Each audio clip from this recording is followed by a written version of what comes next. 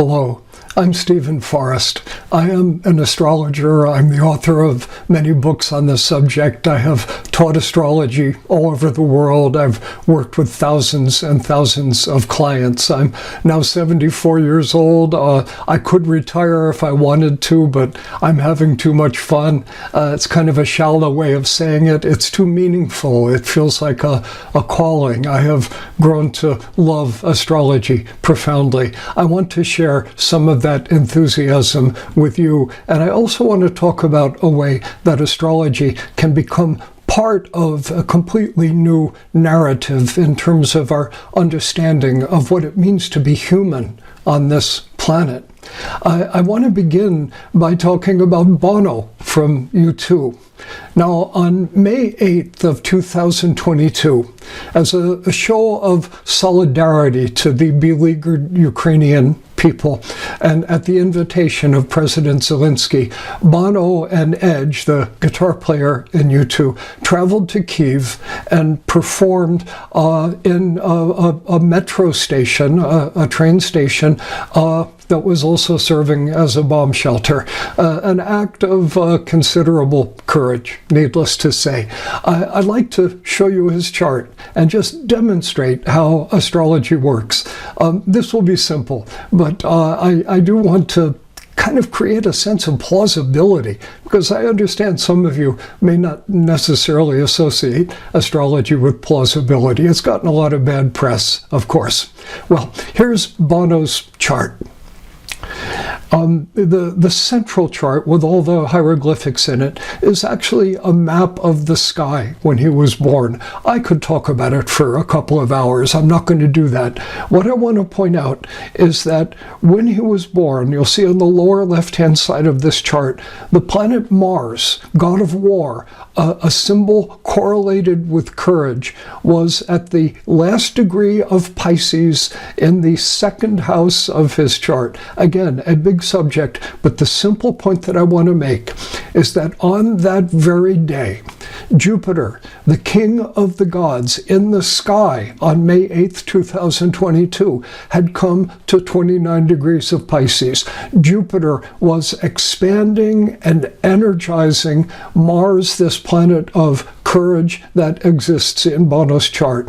Meanwhile, at a slightly more technical level, in the upper right-hand corner of his chart, you will see Pluto in the outer rim. That's not where Pluto was in the sky. That's a system called solar arcs. It's just another way of looking at astrology developmentally over time. Now, when Bono was born, the moon was in a little bit over 2 degrees of Scorpio. You can easily recognize the moon symbol there.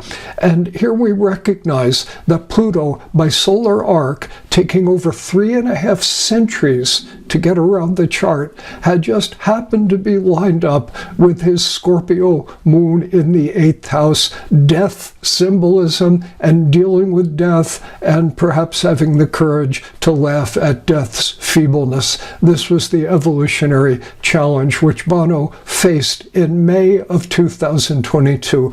Beautiful symbolism correlating with his actual act of courage at that time in support of the Ukrainian people.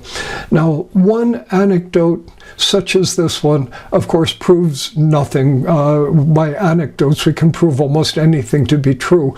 But after doing thousands and thousands of sessions with intelligent strangers who've come to sit with me and seeing over and over again the efficacy of astrology, I've come to believe it. I think of Johannes Kepler, who was the one who figured out planetary orbits and how to actually see in advance where a planet was going to be. NASA still uses Kepler's formulas. He's on the short list for the smartest human being who ever lived, in other words, and he was an astrologer. And once he was challenged for that, he was living kind of at the cusp of that age where astrology's star had fallen and was being discredited. And here what we find is that Johannes Kepler said, the unfailing correspondence of celestial and terrestrial events has compelled my unwilling belief. I love that last phrase. He didn't want to believe it, but the facts were the facts. He saw it was working. Astrology had compelled his unwilling belief. Now, I have personally never met another human being who had the following two characteristics of personality. The first one is that they didn't believe in astrology, and the second is that they knew anything about it. The dismissing of astrology is, of course, well, as Jung put it, one of those things we were taught we could safely laugh at. We could safely laugh at. That's the critical element. Once we have some experience with it, we see it working. And once we see it working, if we start thinking about the philosophical implications of that what is going on in our consciousness is reflected in the heavens and vice versa, the implications of it are vast, and once again lead us into this new narrative of what it means to be human. That's something I'll talk about in deeper terms in just a little while. But I'd be the first to say astrology does seem preposterous on the face of it. The idea that the planets are shaping your life, which is a bit wrong-headed. It's more like the planets are advising us, but even that seems like kind of a flaky notion. But if astrology is a lie, if it is something aimed, as its critics often pretend, aimed aimed by charlatans, at naive people, at the gullible, at the defenseless, as we prey upon them financially, and so on. If astrology is that kind of lie, it had better be a good one. It better be a better lie than it is often represented as being, because you don't fool Johannes Kepler with a shallow and transparent lie. You do not fool Hippocrates with such a lie. You do not fool Galileo with such a lie. These are brilliant observers. J.P. Morgan, the bazillionaire financier, famously said, millionaires don't use astrologers, billionaires do. It's, needless to say, a very popular quote among astrologers, but whatever you might think of J.P. Morgan, he was no fool. Again, it would have to be a better lie if it's going to convince someone like that. When I am confronted with a skeptic who says the fairly obvious rational objection, the planets are simply too far away to affect us. We now know they are millions and millions of miles away. In response to that, I have sort of two rebuttals to choose between. The first one is poetic and perhaps a little bit unfair, in all honesty. And the second one is completely irrational. Here's the poetic rebuttal. The planets don't affect us. I say, go out and look at the night sky. Just gaze at it. That doesn't affect you. Again, that's not a scientific argument, but it's an argument of the human heart. We just look at the sky and we feel something. It uplifts us. There's magic. There's mystery out there. The planets, the sky does affect the human heart. Again, I do not present that as a rational argument, but I do want to honor the spirit of the heart and its perceptions as well. Here's the more rational response I might offer if somebody says the planets are millions and millions of miles away. How could they possibly affect us? I might say to such a person, go outside at night, look in the sky. There's what appears to be a bright star. It's actually Jupiter, let's say, and you think about what's happening. You've got energy, and not flaky, hippie energy, but electromagnetic energy coming from the cloud deck of Jupiter at 186,000 miles per second, the speed of light, and crashing into your retina and creating measurable biochemical changes in your brain. That's called seeing Jupiter. The idea that the planets do not affect us is simply incorrect. We can be that dogmatic about it. The planets do affect us, or we would not be able to see them. The premise upon which the rational side of astrology rests is simply that our relationship with the planets and their impact with us is perhaps more complicated and more multidimensional than simply physical, visual contact with the planet. I feel it's safe to say that any truly open-minded person hearing that would say, okay, show me what you've got. Show me the proof. Show me the evidence. Well, fair enough. That's one of the things I want to be doing in this talk. Now, as we think about astrology, as it's dished up on the internet or the popular press, it's basically sun signs. You know, I'm a Capricorn, you're a Gemini, our friend's a Pisces, you know, that kind of language. Among serious astrologers, there's a tendency to decry that kind of astrology as hopelessly shallow. Certainly, serious astrology is vastly more sophisticated than that. But the idea that that kind of astrology, what's wrong with it is it divides everybody up into 12 little boxes. Okay, well, it does by definition, but we use words like introvert and extrovert, and we find them very helpful in explaining ourselves to each other, and that divides everybody into 2 little boxes. 12 little boxes isn't so bad. I might think of the famous Myers-Briggs test, where I'm an ENTJ, and you know, and so on, divides the world into 16 little boxes, not so different from astrology. These divisions are sufficiently granular to be of some use and some sophistication.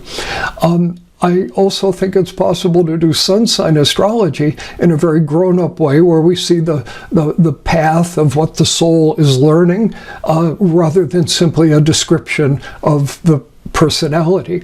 But even that, even a description of the personality, operating at the simplest level, like if you're a Gemini, your life is all about communication. And usually that's going to be true. The idiot astrology, if you can recognize the Geminis because they're the ones with their mouths open, that's not always fair to them. But communication is central. Okay, even that very simple idea, as soon as a person begins to consider it, that there were conditions in the sky at the time I was born that say something about me personally here on the earth, something I can see to be true.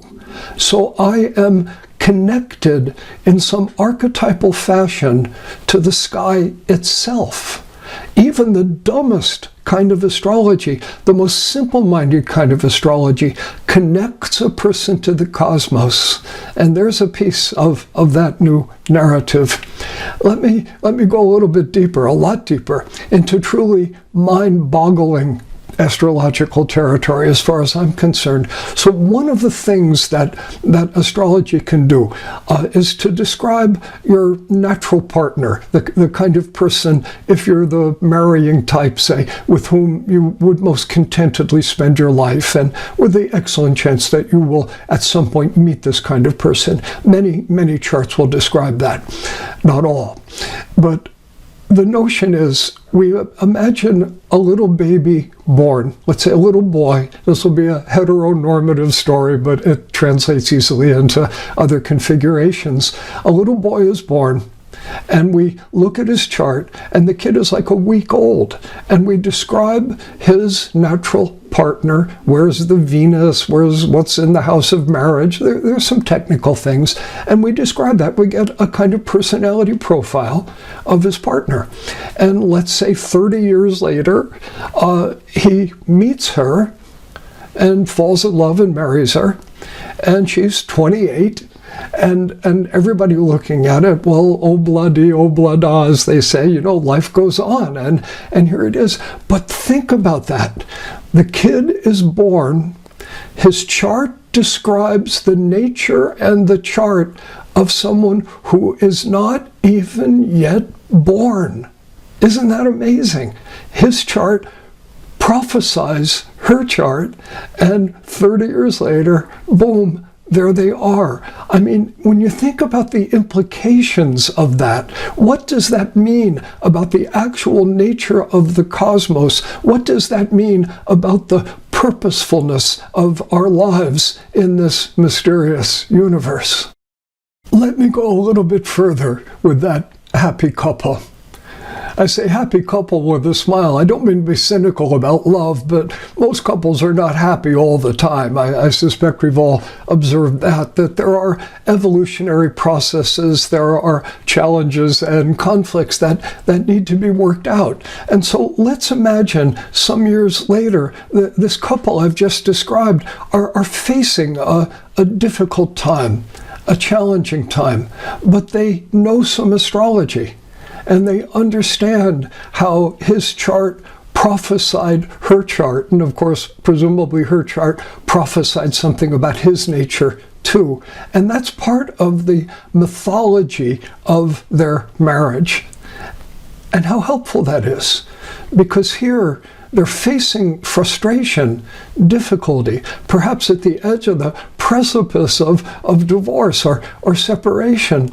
But they have in their minds the idea that the cosmos foresaw this marriage, that the universe declared it, that it was predicted somehow, that we were meant to be together. Those kinds of thoughts arise rather inevitably as we consider the miracle of his chart predicting her chart and vice versa, and how that sense of the cosmos wants us to work this out, God wants us to work this out, so to speak, can give them that little extra boost of confidence that there is a way through these difficulties that we are facing. Now, I love that little anecdote because it takes us beyond the sort of wow factor of astrology. You know, this stuff works, isn't that amazing? And it begins to get into the helpfulness of it and how this narrative about our place in the universe, which astrology presses upon us through the facts of how it works. This narrative actually helps us spiritually. It helps us in our relationships. It guides us. It gives us faith in the meaningfulness of life. It strengthens everything that is good in us. And there we're getting a little bit closer to the heart of the matter. There are definitely some deep waters there, and we've maybe got our toe in them. Speaking of deep waters, I had the good fortune a few years ago of becoming close friends with Robert A. Johnson, a Jungian author of He and She and We, probably his three most well-known books. He sold like 1 million copies of them. He had studied directly with Carl Jung. He was obviously an older man. And he told me that Carl Jung had said to Robert A. Johnson privately, the subject of astrology came up, and Jung said that he would not enter into psychoanalysis with a client unless he could have a look at their birth chart. That was how fundamental astrology was to his understanding of the human psyche. I suspect he didn't always have an accurate birth time, but at least some sense of where the planets were. And the whole idea of Carl Jung as an astrologer, he did write fairly extensively about astrology. In his book Aeon, we can read an essay about it. He did one of the early statistical studies of astrology, but his fame is not so centered on his relationship with astrology. I wish it were. Jung is held in high esteem by many of us who view ourselves as being on a spiritual path or a path of psychological growth, and Jung's vote of confidence would be good for our popularity, good for people feeling more confident in approaching astrology, I would say. So I always like to mention Jung's connection with it and Robert A. Johnson's reference to that. Let's head for some far deeper waters. So the basic principle of astrology was articulated by a half-mythological character, perhaps not noted for his humility, thrice majestic Hermes in ancient Egypt, a Hermes Trismegistus, who composed various laws of the universe, and one that was fundamental to astrology. 4 words, the complete formula: as above, so below. That the structure of the sky, specifically the structure of the solar system, and the structure of the human mind here below are like 2 mirrors facing each other, each built around the same laws and principles, each reflecting the same fundamental structure, and even weirder, locked in a kind of active resonance with each other. As above, so below. The fundamental principle of astrology. As we pursue it, it becomes profoundly interesting. So, first thing I want to say is, in practical astrology, we look to the sky to understand the mind. But as above, so below would mean as below, so above. And it would be possible then for us to look to the mind and learn something about the structure of the cosmos, that they would, again, be 2 mirrors facing each other. Now, that sounds a little abstract, but watch where it goes. So, first, just imagine yourself closing your eyes, and what do you see? Where are you? You're in this vast, dark space that we call the mind. Close the eyes and we see it. And this vast, dark space that we call the mind is characterized by feeling clouds of light, little flashes. I mean, this is the direct experience of consciousness itself with our eyes closed. Now, imagine you're in that condition, but you're lying on your back in the desert under the Milky Way on a moonless night. Eyes closed, and then you open your eyes, and where are you? You're in this dark, vast, deep space characterized by flashes of light and clouds of light, the Milky Way specifically. You close your eyes, there you are. You open your eyes, there you are. In the same place? That's not quite right, is it? But 2 places that feel pretty much the same. These vast darknesses. This is the primal observation upon which astrology rests, that sky and mind, sky and consciousness are in fact subjectively, as we experience them, built around the same laws. It goes further. Tune into yourself, eyes closed or not. What is the most fundamental observation you can make about yourself? And I think a good candidate answer for that is that you're conscious. I think, therefore I am. I am aware, therefore I am. Fundamental to the human mind. Well, as below, so above. Therefore the universe is conscious. Feel how strange that sounds. But that's a step that derives very logically from the root principles of astrology, that there is a consciousness out there. Is this a proof of God? That would be one way of saying it, an astrological proof of God, or of the great mystery which is conscious, of the Gaia hypothesis, of the Dharmakaya, something out there that reflects us, is bigger than us.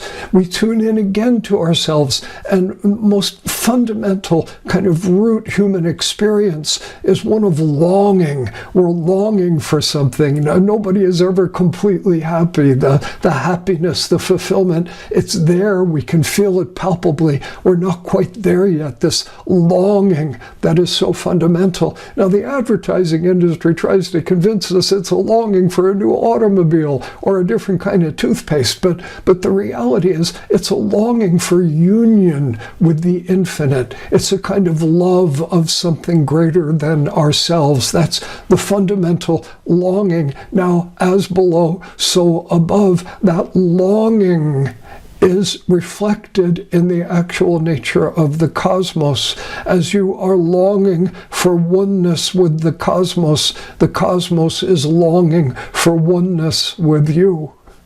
Now, am I getting too weird for you? There's my question. All of this derives logically from the worldview of astrology and from the narrative about our place in the universe that derives from astrology. I wanted to begin this whole presentation with some practical observations. There's Bono's chart. Jupiter hits his Mars, and there he is in a bomb shelter, singing a song bravely. We see this stuff works. But then when we go beyond that and we start to think about what the fact that it works actually means, we enter a very strange and very different model of the universe than the one that is presently dominant in human civilization. I encourage you to note the happy, easy marriage of logic, observation, and metaphysics that comes together as we reflect upon astrology philosophically in this deeper way. We begin to see how astrology bridges the rational, even scientific kind of mindset on one hand with a spiritual perspective, with the hungers of the heart. We no longer have to choose. If we are astrologers or versed in this perspective on life, no longer have to choose between the mind and the heart. The artificial division of mind and heart, which sort of took over the Western mind and the Eastern mind to a great extent around the time of the so-called Enlightenment, this rift between heart and mind.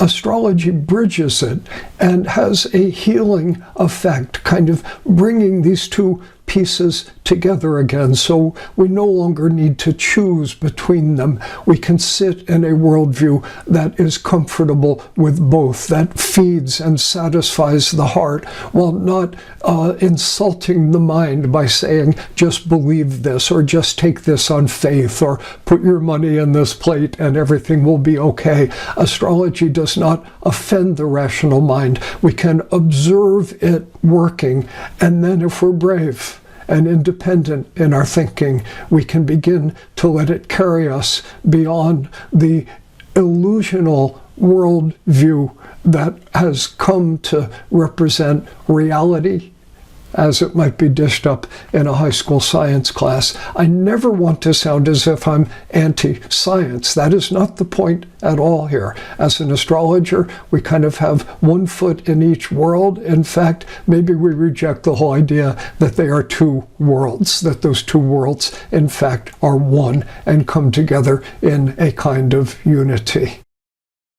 Now, among scientists, people on that side of the Great Divide, one of the basic problems with astrology, or the idea of there being a possibility of accepting it, is the lack of a mechanism, some rational way of understanding how planets might have some kind of direct impact upon us. It's a serious problem.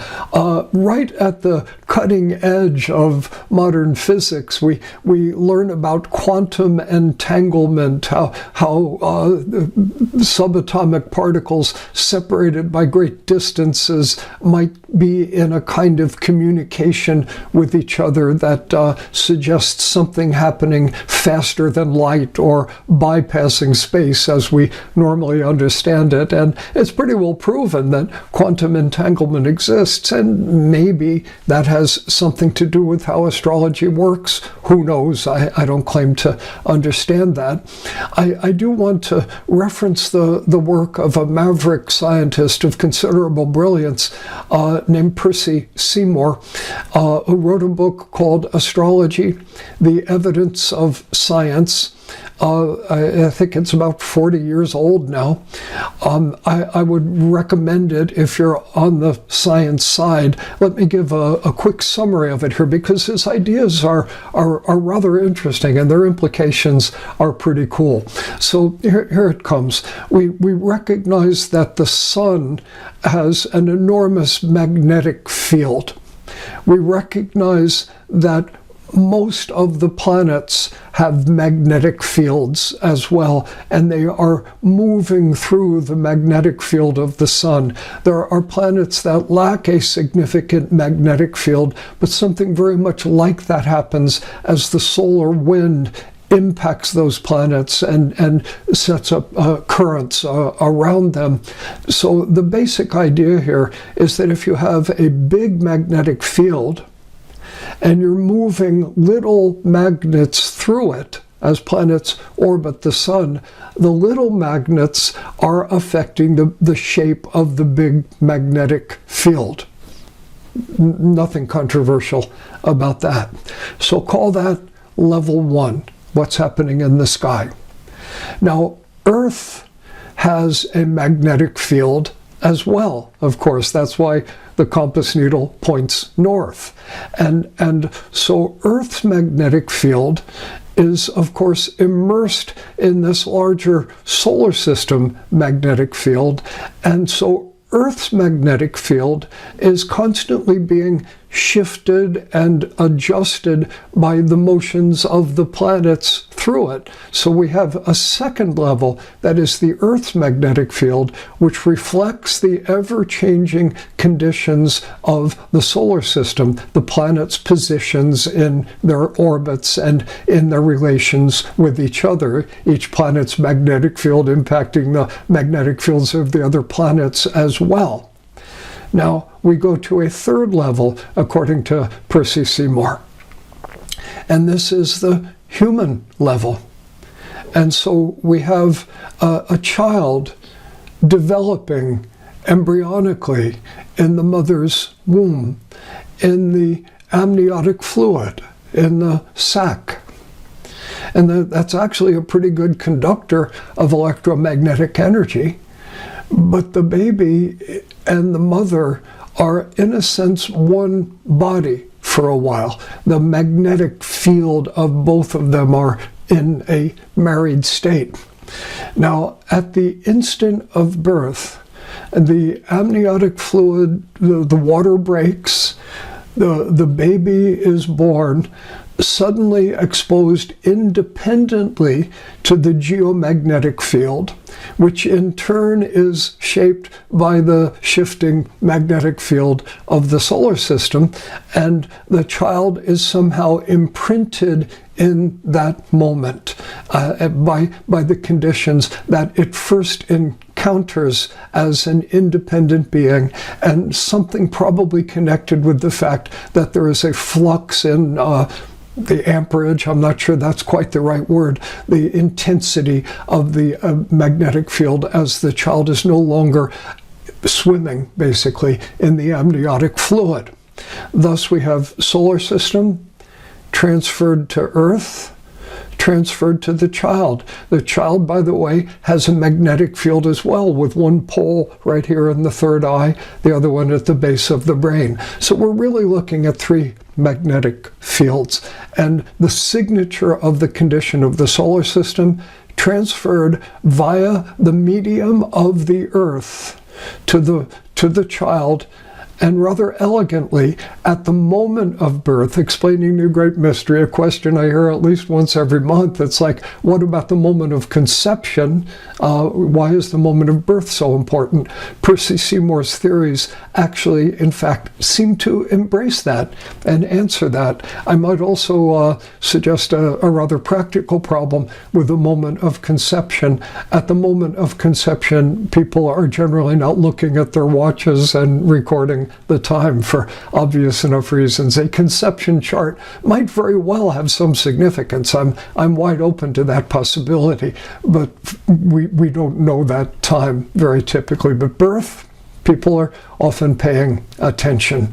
So Percy Seymour's theory here, and it's not a hypothesis, obviously, but it seems like a plausible one, and it operates within the framework of science. It uses science language, electromagnetism, and so on. I would take it one poetic step further. These are my words, not Seymour's words, but I doubt he would have any trouble with them. By Seymour's theory, we could say The sky is our father, and the earth is our mother. Not an unfamiliar notion, but here we see an actual rational and potentially provable, certainly science-y, science-sounding explanation for how astrology might work, quite independent of quantum entanglement or anything like that. If you're interested in this, once again, I would recommend Percy Seymour's book. You can go, straight to the source, and he's in deep detail about this. I do offer a summary of his work, as well as some other perspectives on this question in my own book, The Night Speaks, which I would say it's Percy Seymour light, all respect to the profound work he has done. But if you just want an overview that's in simpler language, The Night Speaks might be just the ticket for you. Now, all that I've just said, I find pretty exciting. There's an elegance about it. God bless Percy Seymour. But his theory is, at best, an incomplete explanation of how astrology works, even if what he is saying is true. Astrology provides us with some loose ends that Percy Seymour's theory does not explain. Here's one. There are astrologers who work with stocks, with publicly traded companies. They work with the initial public offering chart of a corporation. When you can first buy shares, the company, in a sense, is born in that moment. In the United States, it's generally 9:30 a.m. on a Monday morning in New York Stock Exchange. And so their companies have charts that are responsive to astrology. And some of these economics people have made lots of money for themselves and other people doing astrological prediction of stock market behavior. It's not my branch of astrology. I'm not particularly drawn to it myself, but they get results. They stay in business. They often beat the mutual funds and beat the market, so to speak. Now, the implication of that is huge, because the initial public offering of a stock is a rather abstract idea. There is no body with an electromagnetic field like we have with a newborn baby, but here there is nothing but a social agreement, a legal agreement that comes into existence at a certain time. Nothing for the Earth's magnetic field to impact except an idea. There goes any physical explanation of astrology. There's something called horary astrology. I lost my wallet. Where could I have lost it? Set up a chart for that moment. And there are certain techniques that will help you locate the wallet. It works fairly well, and some people probably get better results at it than I do. Again, it's not my specialty, but once more, it's just the birth of a question. No physical body. Nations have birth charts. And what's a nation but a social agreement? And nations are profoundly responsive to their charts. We have a rather dramatic illustration of exactly that principle. September 11th, 2001, a day that will live on in infamy. Certainly in the United States, and of course its implications for the changing of the climate of the world are rather enormous. Now, there is a chart for the United States. In fact, there are several charts for the United States, and it's an area of some controversy. 4th of July, 1776, of course, people pay a lot of attention to that. The many possibilities.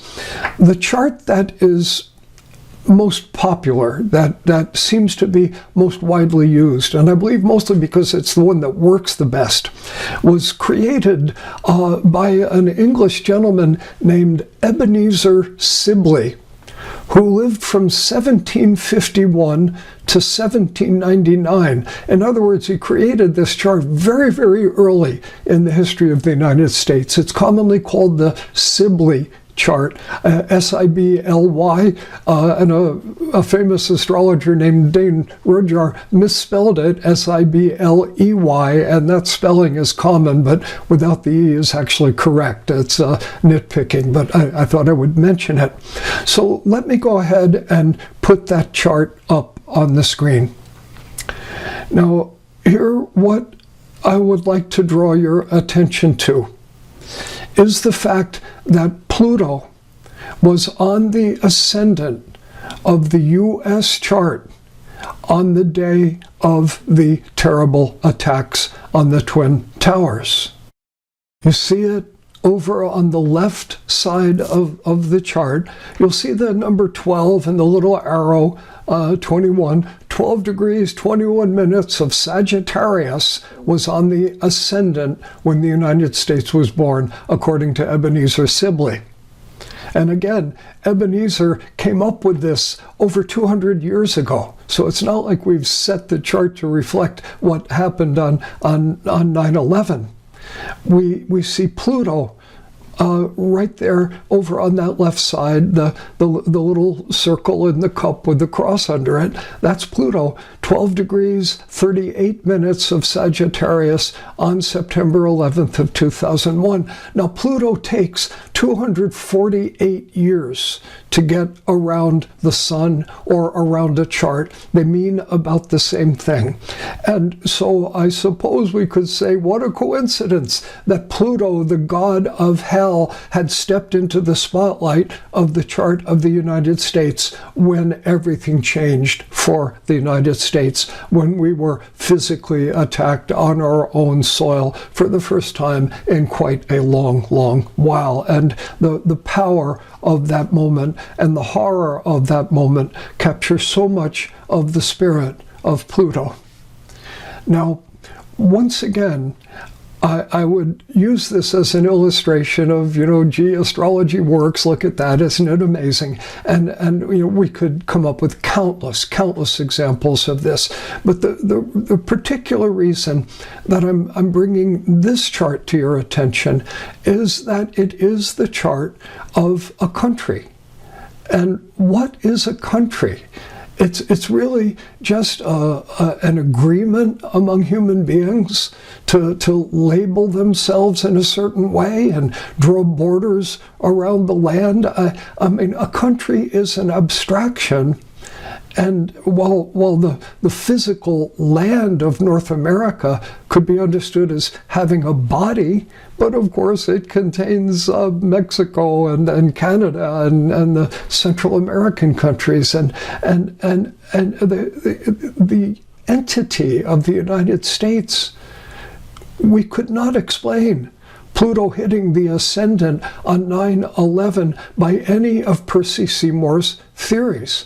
I think his theories may be true, but astrology is bigger than that. Ultimately, I have come around to thinking in terms of Jung's idea of synchronicity. That's how I explain it to myself, that things happen in this world for two reasons, according to Jung. One, something makes them happen, and there's science, and the other is it would be meaningful for it to happen. That meaning is a fundamental element that cements the cosmos together. That meaning is a force, that it was meaningful for the god of hell to hit the ascendant of the United States of America on that day. No one could say there is no meaning, no poetic significance in that. There are deeper things we might learn, but that's not exactly what this program is about. So astrology ultimately is an observation looking for a theory. It's sort of a fun way of putting it, but it would be a person who would barely merit the title scientist, who would object to an observation or cancel the observation because there was no theory that would help them understand it. Again, astrology is an observation that is looking for a theory. And the theory will rattle the foundations of modern civilization and provide us with a new narrative about what it means to be human. Now, modern astrology is a big tent. It includes very traditional forms of astrology. The astrology of the Greeks from a couple thousand years ago is experiencing a bit of a renaissance. There's Renaissance astrology. There's Vedic astrology, the traditions from India, which are very different from the Western ones, but long tradition and powerful results. Astrology is complex and diverse. Again, a big tent. The particular branch of astrology which I practice is called Evolutionary Astrology. We put much less emphasis on describing people and making predictions, and much more emphasis on human freedom and, of course, its corollary, human personal responsibility for the shapes of our own lives. It is a form of counseling, very much influenced by and dependent upon the understandings of modern psychotherapy, modern Western and Eastern psychology. In order to illustrate that, I just want to be careful not to leave you with the impression that astrology is about putting people in little boxes and making predictions. So if you'll forgive a personal story, I want to talk about the time when the planet Uranus crossed my own natal ascendant in Scorpio. The planet Uranus deals with the idea of sorting out who you are actually from what you have been trained to be. Nature versus nurture, that familiar human dilemma. And in a Uranian time, the idea is be true to yourself. A nice notion, but often a rather scary one, like being true to yourself versus financial security, versus social respect or position. Sometimes the questions are kind of painful, and it takes some courage to get Uranian stuff right. Now, Uranus hit my ascendant. It takes 84 years to get around the chart, so it dwells for a while. It gives you a chance to think. And I was 30-ish, early 30s, and starting to think, here I am, the local hippie astrologer in the town where I went to college. Isn't it time I got a grip and went back to graduate school? Maybe I should become a psychologist. Maybe I should become a university professor. These were thoughts in my mind. Nothing wrong with doing any of those paths, but they are more conventional. And then my heart said, "You love astrology, Steve." And then my head and my training said, yes, but give me a break. I mean, what if I get really old, like 40 years old, and I'm still the hippie astrologer in the town where I went to college? And so this argument, it's classic Uranian stuff. Will the real self kindly step forward? Now, when I'm counseling someone faced with a Uranian time, I use a line that's rather popular with the more fortune-telling kind of astrologers. Expect the unexpected. That unusual things, in fact, do tend to happen during Uranian times. Well, okay, we'll get to that. Watch where this goes. I got this one right. I serve as a bad example sometimes too, but in this one, I got it right. I decided I'm an astrologer. I'm going to let the chips fall where they may. I'm going to keep pulling this thread because it feels like my thread. So I'm an astrologer. I'm going to burn my bridges behind me and say, this is where I make my stand in life. Okay, expect the unexpected. If we get this right, if we're true to ourselves, something very closely akin to magic happens. So here's what happened. My telephone rang.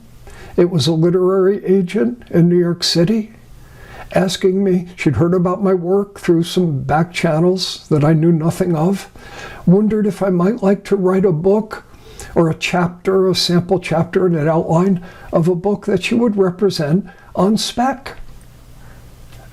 I said yes. And 6 weeks later, I had a deal with Bantam Books, at that time the biggest English language publisher on the planet. 6 weeks later, expect the unexpected. Magic happened. because I was true to myself. Now, implicit in that story, I'm not just trying to pat myself on the back, but implicit in it is what I think of as the future of astrology, because implicit in that story is the way we would counsel someone to live in harmony with the cosmos, to align themselves with what used to be called the will of the gods. Maybe we could still call it that, with the flow of the cosmos. And we are free to align ourselves with it. And our lives go better if we do. Now, the implications of this are vast. I would reduce this to 4 fundamental implications, distilling it to these 4 ideas based on all that I've been saying so far. Implication number 1, that the universe is an incubator of consciousness, because everything we have been looking at is about the expansion of consciousness through the immersing of ourselves in the right experiences to reflect our particular karmic predicament, so to speak, the particular state of consciousness. Implication 1, the universe is an incubator of consciousness. Astrology strongly suggests that. Implication number 2, maybe the most obvious one of all, we are connected with the cosmos. If I say all is one, we are one with everything, it can sound a little abstract. Study astrology and you see it working. You are literally interacting with the cosmos all the time, and astrology can prove that to you. You do not have to sacrifice your rational mind. You do not have to take anything on faith. Implication number 3, life is inherently purposeful, and its purpose is the evolution of consciousness. As we see the logical order of development as reflected in the events that unfold in the chart, we see the purposefulness. We understand that there is a kind of logic behind what often seems like chaos. And that brings us to the 4th and final implication, that randomness, at least at the level of human events, is an illusion. There are no coincidences. There's nothing random. Life is not chaos. There is an orderly system behind it as the universe beckons you and supports you on the road to a higher state of consciousness. A new planetary narrative, anyone? We are children of Earth and sky. Thank you.